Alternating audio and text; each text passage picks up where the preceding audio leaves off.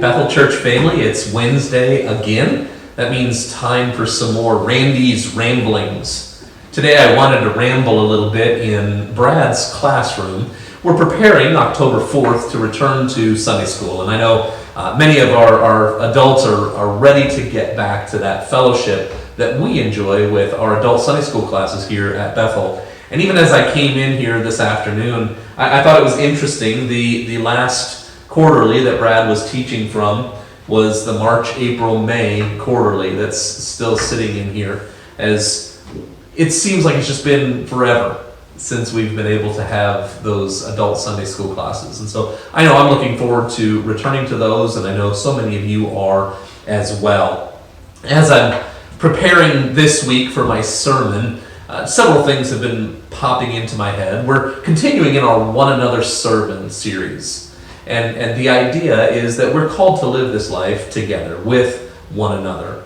That we're not supposed to be doing all of this alone. That we're not supposed to be attempting to do this alone. But we're supposed to be living life together. And sometimes that may seem difficult with the current situation that we're in. This week in particular, we're talking about the statement to serve one another.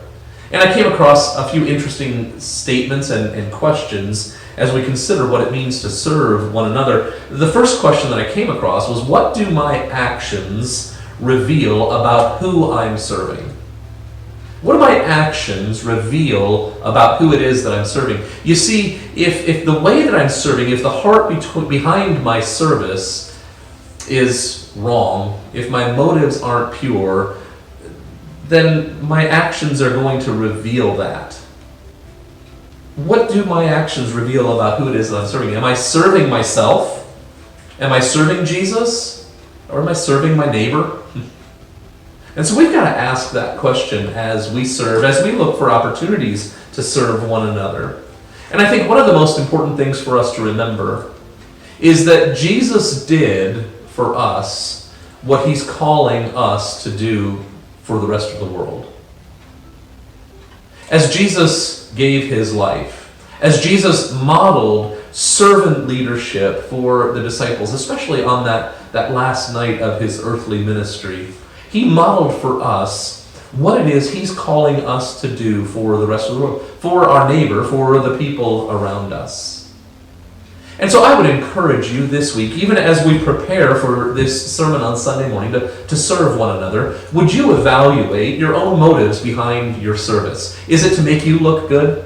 Is it so that people will say, man, look at all that they do? Or is it to honor God? Is it to simply be the neighbor that God has called us to be, loving one another? Man, that goes back to that first sermon in this series, doesn't it? Love one another.